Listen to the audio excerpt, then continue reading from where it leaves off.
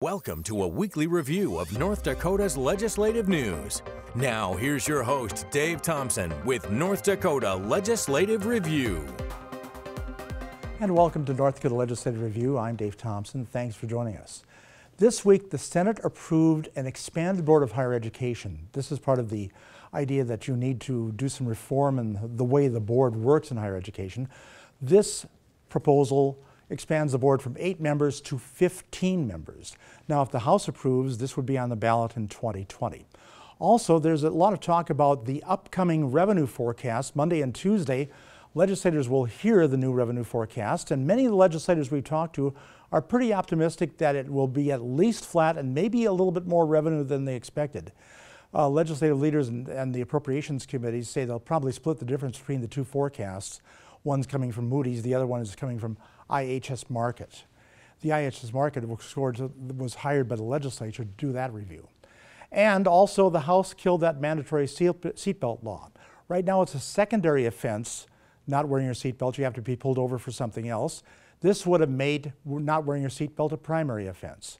Opponents on the House floor said it was an erosion of individual rights. The Senate had earlier passed it on the second time around and passed it by a very narrow margin. So anyway, the governor signed his first bill this week. What it does is removes the mandatory minimum sentences from certain drug-related crimes and gives judges more flexibility for sentencing. We talked with one of the co-sponsors who told us it aims to give judges more flexibility when deciding an appropriate sentence. There are individual circumstances, there are individual treatment programs and different kinds of things to address the problems without just incarceration, and it should be left to the discretion of the judge. The new law is going to kick in on August 1st. New state and tribal tax agreements could be coming. 2 bills this session would help tribes collect taxes on alcohol and tobacco. Our political correspondent Chad Mira caught up with the chairman of the Senate Finance and Taxation Committee. Joining me now is Senator Dwight Cook. Senator, thanks for your time today. You bet, Chad. You have a couple bills you've been working on in the Senate that have to do with state and tribal tax agreements, specifically related to alcohol and tobacco taxes, as well as some sales taxes. Tell us what these bills aim to accomplish. Well, first off, these bills are a result of the Tribal Tax Committee that we had during the last interim. And during that committee hearings that we had, tribes showed interest in imposing alcohol taxes, cigarette taxes. Only the tribes can impose taxes on their people. So these were just introduced to enable the tribe to enter into agreement with the state so that we would collect taxes imposed by the tribe. Now, how would this benefit the tribes moving forward? They'd be able to collect share those taxes themselves? Yes, they'd be able to share, we'd share the revenue with the tribe based on the percentage of population that that particular tribe had to the state's population. So right now, how is that different from the system that's in place right now? Right now, none of the tribes impose alcohol tax, wholesale, or I think we've got one agreement with the tribe on cigarette taxes. So the way it is done today, we impose an alcohol tax. If you're on the tribe, if you're a non-native member, non-Indian member, then you have to collect or pay the tax. If you're a tribal member, you don't have to. If the tribe was to impose their own tax, these non-tribal members would be dual taxed unless we, the state, would collect it. So it could help generate some revenue for the tribes. Would it have any kind of fiscal impact on the state? No, I don't think it would have any fiscal impact on the state. It would help collect revenue for the tribes, and it would guarantee that we wouldn't have any dual taxation. Nobody likes dual taxation. Okay, Senator Cook, thanks for your time. You bet, thank you. And we're now joined by State Representative Shannon Roars-Jones. She's a Republican from Fargo. Thank you for taking the time today. Thank you for having me. You are the caucus chair? I am the majority caucus chair. Tell me what the job of a caucus chair is. Well, it's a lot of organization. What I end up doing, as far as kind of communicating to the caucus members, organizing our caucus meetings, and a lot of things related to fundraising and scheduling of events. Now, of course, you've got your own legislation, and one of the big things that was discussed in committee this week, of course, was the Sunday opening bill. Yes, that was just this week. We had the hearing for the Sunday opening or repeal of the blue laws. That's House Bill 1097.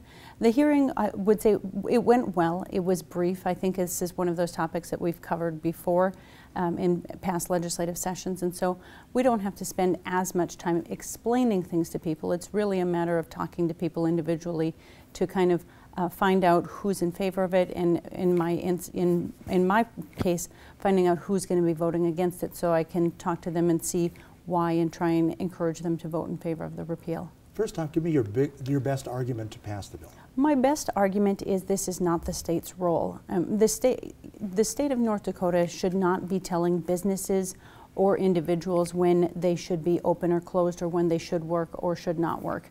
You know, a lot of the arguments that we hear about this is that this is to protect family time, to make sure that employees have the right to go to church when they want to go to church.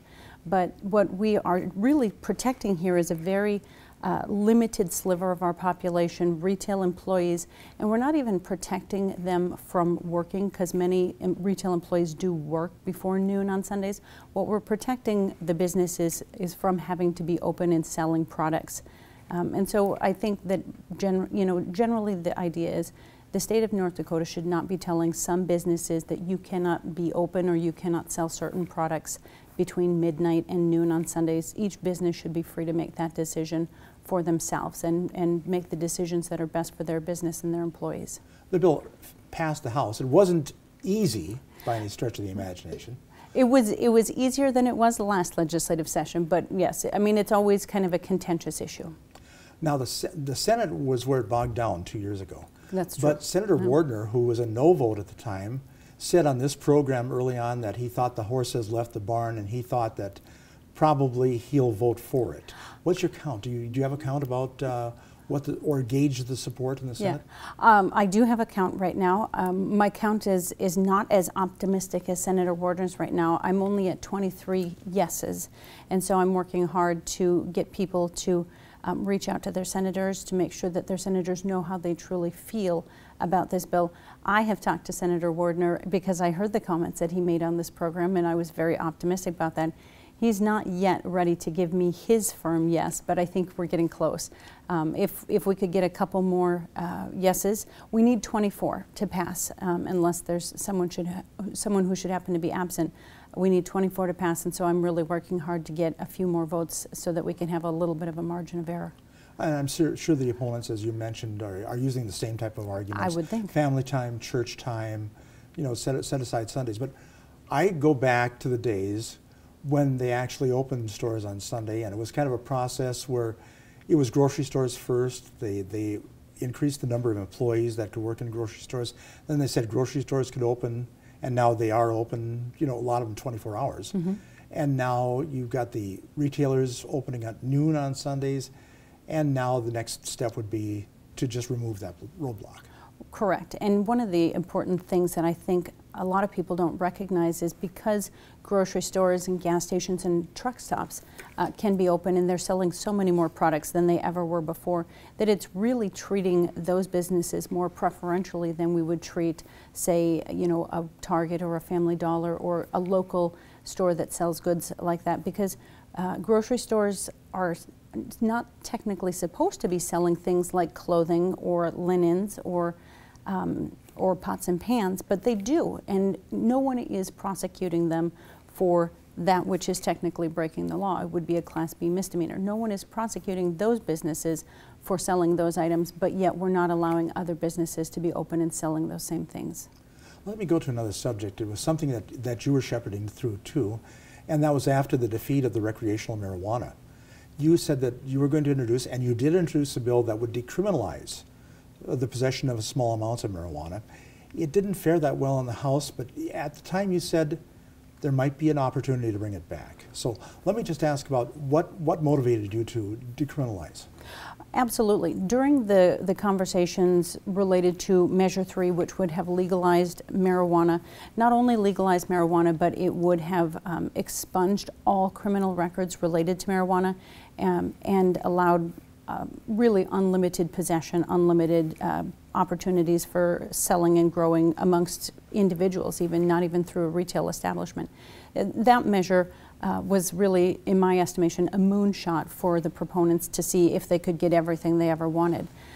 Before that measure came to be something that we were talking about publicly, I was working on legislation that would allow a process for sealing of criminal records. And it's not limited only to drug-related crimes. It's related to other nonviolent, non-sex offense crimes. And so that would create a process for someone who has made mistakes in the past but has had a period of time where they haven't had any new infractions or new issues with law enforcement, 3 years after a misdemeanor, 5 years after a felony, where they could go and have make a request of the courts to have that record sealed. That one has been somewhat successful, but during the process of Measure 3, we also, a colleague of mine who is in the criminal defense industry and I started talking about decriminalization as an alternative to full legalization. There's a lot of people that I talked to who said, I don't use marijuana, I don't intend to use marijuana, but I'm going to vote for Measure 3 because I'm tired of people having their lives ruined with the criminal records from a small amount of marijuana. That's what brought forward the idea of decriminalization. We said, why don't we take small quantities of marijuana and make it a fine-only, non-criminal offense? And that's what we started with. We started with a $200 fine for quantities of 1 ounce or less, plants, 2 plants or less, and that's what we were working on getting through the House of Representatives. Unfortunately, just before crossover, we had the vote on that, and it was unsuccessful by a very small margin. And so now we are working on options, alternative options. Just this last week, I had a hearing in the Senate on one of my other bills related to changes that we're doing for the Department of Corrections and their ability to release inmates who are charged with drug paraphernalia charges to treatment. And so Senator Diane Larson put an amendment on that bill that would allow kind of a baby step towards what I was trying to do with regard to decriminalization. Her amendment allows for a $500 fine for first-time infractions of a ½ ounce or less. It doesn't allow anything for possession of plants. And then the second offense would be an infraction, which is the lowest level criminal offense. The third offense would be a B misdemeanor, which is what we currently charge for any sort of low-level marijuana possession right now.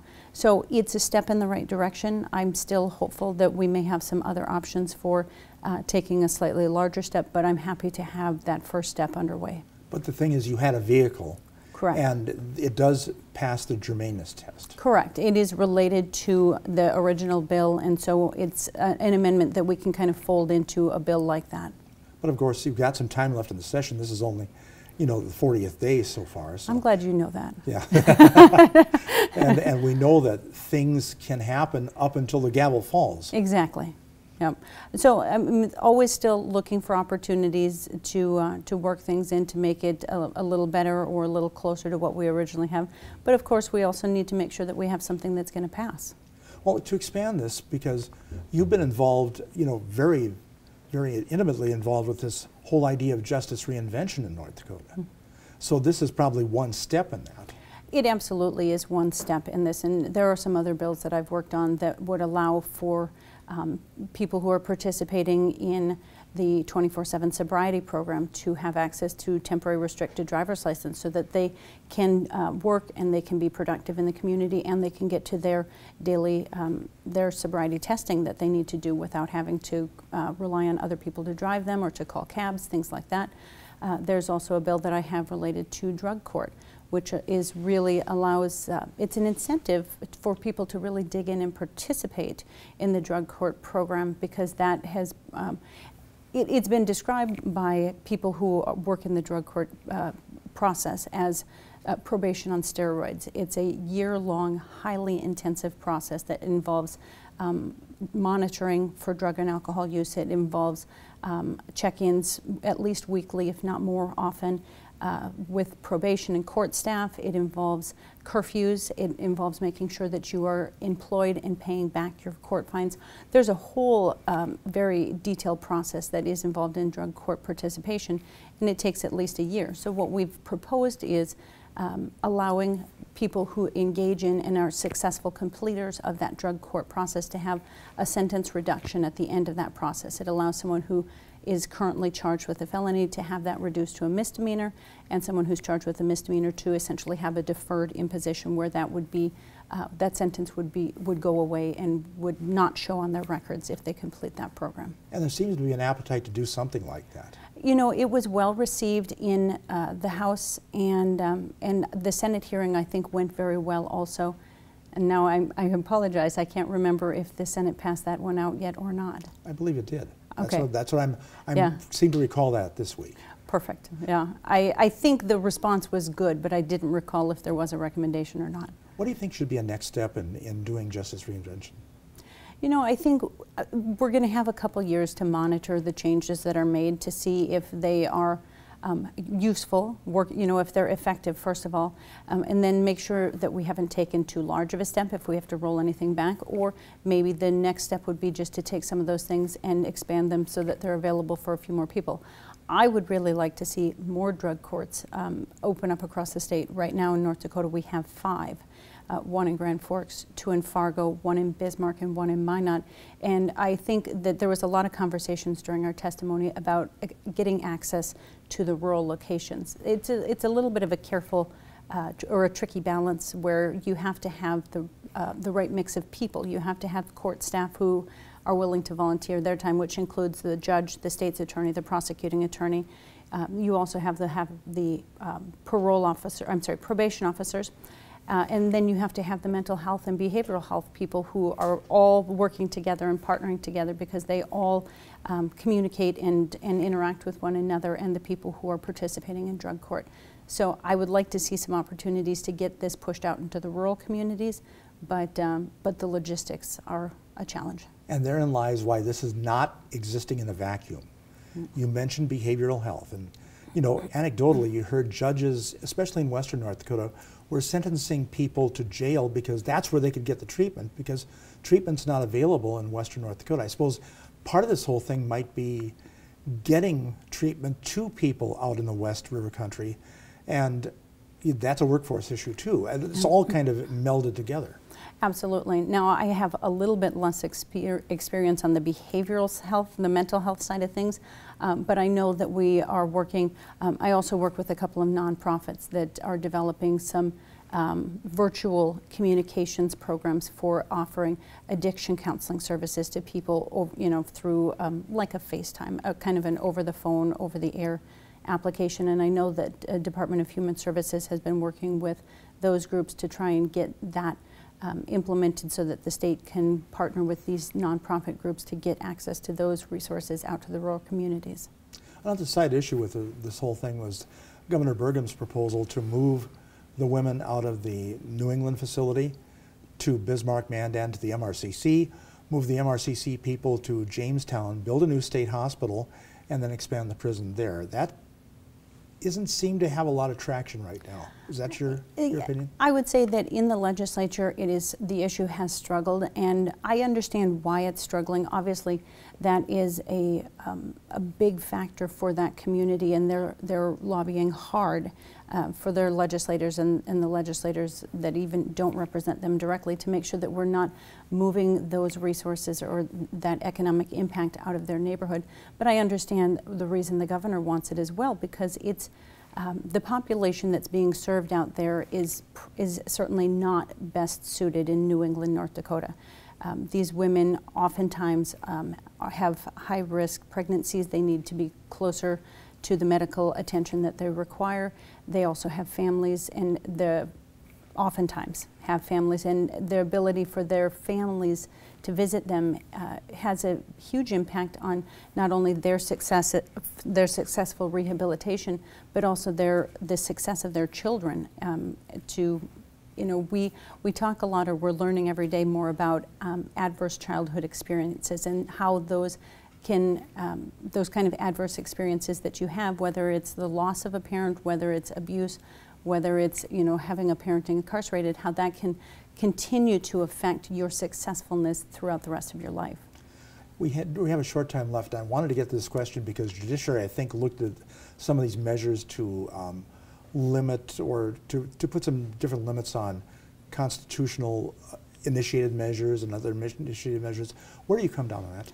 You know, we had some of those bills. It was kind of a unique situation. We had a number of different both bills and resolutions that would change the initiated measure process. Some of the resolutions and bills dealt with statutory changes, some dealt with constitutional changes. There's a number of different things. And so it's hard to really answer that question well unless I know which one you're talking about. But I do think it's a challenge, right? We've had a number of initiated measures here recently that are poorly worded, or they don't do what the proponents really want them to do. And so we want to make sure that when we have an initiated measure that passes, that it's worded well, but we certainly don't want to take that power away from the people, their right to initiate measures at all. So I think it'll be a careful balance to see what kind of maybe a modeling or a conglomeration of all of these measures or bills or resolutions that we end up with. Yeah, but there's been an effort to just put a few more limits on them. There definitely has been, and there's everything from one that I know of that has gotten a lot of pushback is the require for the legislature to ratify something that passes. I think that's less likely to be successful, but different options that open up access to legislative counsel for drafting assistance I think is much more palatable, both in the legislature and for the people who want to pursue initiated measures in the future. Well, I thank you for being here. Thank you for the time. I appreciate Our guest is State Representative Shannon Roars-Jones of Fargo. She's a Republican representative. How some students are dressed at graduation this year could look a little bit different. If House Bill 1335 passes the Senate, Native American students at every school will be allowed to wear eagle feathers or plumes. Political correspondent Chad Mira tells us how certain dress codes have sparked a bipartisan effort. Sheridan McNeil's son will graduate from high school this spring. It's going to be a very emotional time. He's my youngest one. An emotional time that will be marked with a sacred symbol. He'll be wearing his dad's feather, along with he'll be given another feather for his accomplishments. Native Americans are honored with eagle feathers and plumes at significant moments in their lives. That includes Indian Affairs Commission Executive Director Scott Davis. When I graduated from high school, college, got married, done some things in my career, an elder was gave a feather to me, and that's a big deal. But some students in North Dakota can't display them at graduation. Every April, May, I've gotten calls. Calls from families unhappy that their school's dress code policies prohibit the feathers. That would almost be like, us saying to anyone, that's a Christian that you can't wear a cross. That's been a long-standing custom in our Native American and Native country for years, for decades. House Bill 1335 would prohibit schools from banning objects of cultural significance. It passed the House with a 90-2 vote and has the support of the state superintendent. The understanding and respect, I think I can't say enough how that's transitioned through the first half and now, crossover. So that I'm very, very thankful for that. McNeil is thankful her son's school already allows the feathers. I just couldn't imagine him not being able to wear something that is so significant to our culture. And this spring, everyone might be able to display them proudly. Chad Mira Jones is now to talk about the week ahead, and I think we're both focusing on something that's going to happen early in the week. That's right. On 2 days, two separate March revenue forecasts coming in, and this is really going to have a big impact on the rest of the session. A lot of people looking at how much money we have to spend. This could have a big impact on the Teddy Roosevelt Presidential Library. This could have an impact on things like state employee raises and also some of the behavioral health issues that you were just talking about with Representative Roars-Jones. Yeah, I'm still hearing from legislators, I'm sure you are too, that there at least is some cautious optimism that things will probably tick up a little bit in terms of revenue. Right. I've been hearing that a lot too from just about everyone I've talked to. They seem very optimistic about this March revenue forecast. The last forecast they got was just before the session began, right at the beginning, December, January, and it was intentionally done on the conservative side.